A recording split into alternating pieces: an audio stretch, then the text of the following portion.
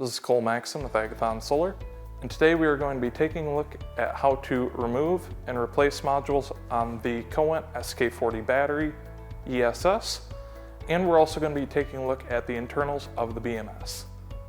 The first thing that we're going to do before we actually get into removing modules is we are going to disconnect the battery from the solar inverter. So the first thing that we're going to do is open the bottom here and make sure that this battery breaker is down. We'll close this back up. Then the next thing that we're going to do is hit the power button on the left-hand side of the unit, and you'll see that the display goes blank, and you will also see that you're going to have no power flow to the solar. We can then go over and disconnect our communication cable.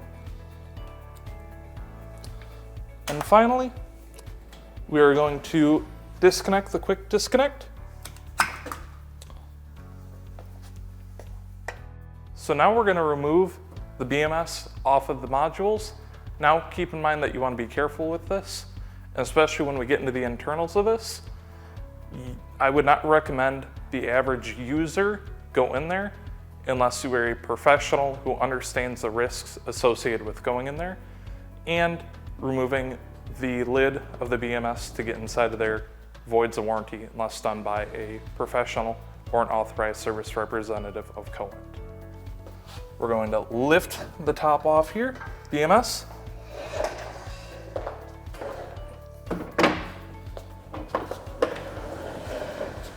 And now we can see the BMS here. And we're going to remove these screws here. Now that we've removed the screws, you can see this label here saying warning, do not remove. If you remove this, it voids the warranty on the battery, but we are going to pop that guy off real quick. Pull the lid off. The first thing that sticks out to me are these large bus bars in here, which ensure that you're not going to have any issues with overcurrent in here. I also see that a lot of these connections are glued on, which ensures that we're going to have a secure fit and you're not going to have any failures due to loose wires. Some of the things I also notice in here is how easy it is to remove boards in case of component failure, and the fact that you've got your controller for the screen, your BMS itself, and then a separate board for your dip switches over here on this side. Another thing that I notice is how clean a lot of the cable management is.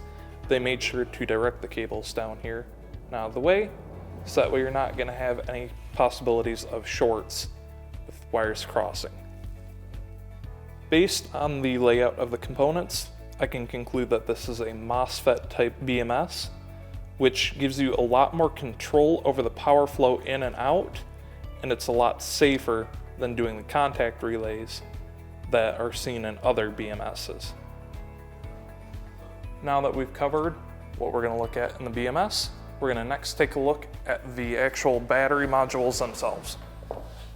The next thing that we're going to do to make removing these modules easier is we're going to take a screwdriver and remove these screws off the side.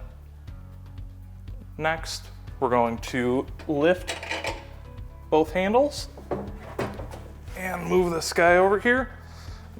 Now, I highly recommend that you have an extra person help you remove these modules because they are quite heavy at around 40 kilograms. Next, we're going to remove these two screws holding the power connection, along with the screws on the top of this battery module. I've turned the module around so that you guys can get a better view of the boards in there, and you can see we've got all the screws pulled off. And then when we pull this top off, you can see the main control board for this module, which will communicate with the BMS. And then underneath this cover here, which we'll take off in a second, is where you can see the grade A prismatic cells.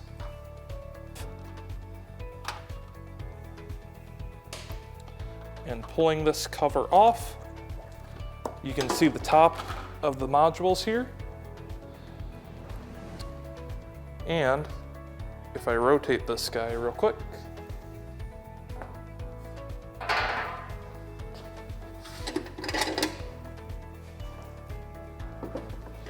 you can see the edge of the prismatic modules.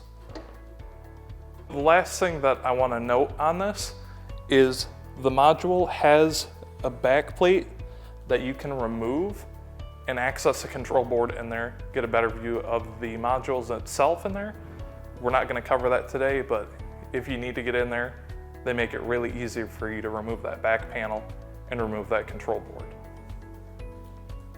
What we can see with this system is a well-constructed and well-thought-out BMS and companion module system that's easy to interact with and easy to service if need be.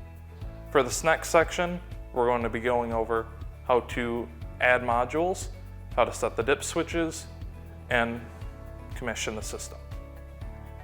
Now that we've got the module reassembled, we can lift it up and put it back on the stack.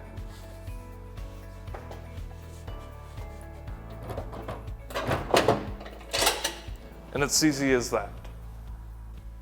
Now that we've got the module put on the stack, we can then add the side panels to cover up the handles. Now that we've reassembled the BMS, we're then going to take it and set it on. And now the BMS is attached. We're now going to remove the side cover so I can show you guys the dip switches and how to manipulate those.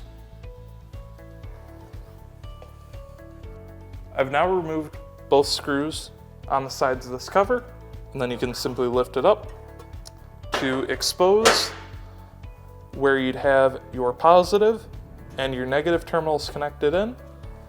And you can also see your dip switches here to add multiple BMSs in parallel.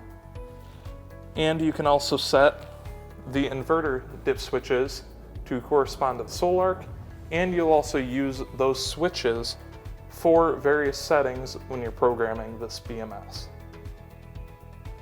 The last thing that we're going to do with this is we're going to reverse the order that we start off with by connecting the battery cables together here.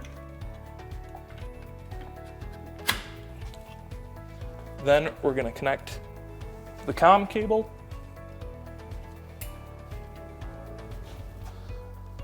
Then power on the BMS. Let it start up real quick. It'll take just a second here. And we're showing 100% state of charge and everything's populating good. You can also see your firmware versions of the BMS when it's in the startup sequence.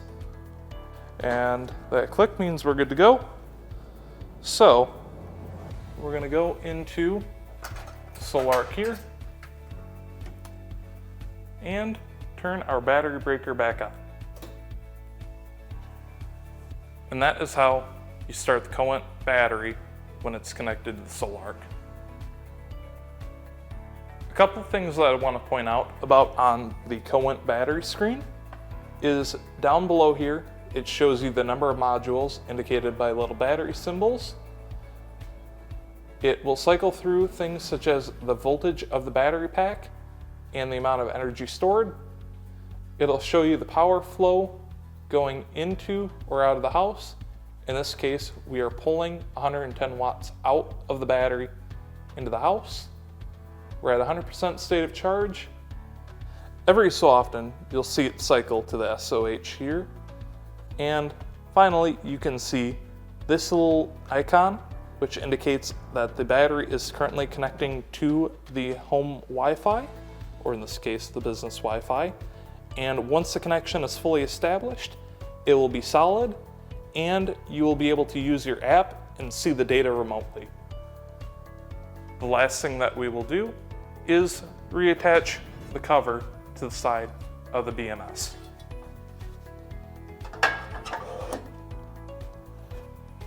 If you have any questions about the Kowint battery, please feel free to reach out to us at info@agathonsolar.com, or you can also go to Kowint's website for further information, spec sheets, and literature. It is necessary for the do-it-yourself person to work through the exercises and calculations to size your own system. This will ensure that your investment of financial resources and time is well spent, and that the system will serve your goals long-term for you and your family, or you and your business. Agathon Solar is here to support you in this endeavor. We will review your calculations and help you design a system that will meet your specific goals and needs. We provide single-line diagrams, remote consultation, on-site tech support, and full permit packages as they are needed. Please feel free to reach out to us at info@agathonsolar.com. This is Greg Oliver with Agathon Solar, and we hope that we have enabled you, the do-it-yourself customer, to secure his own power for his home, family, and business.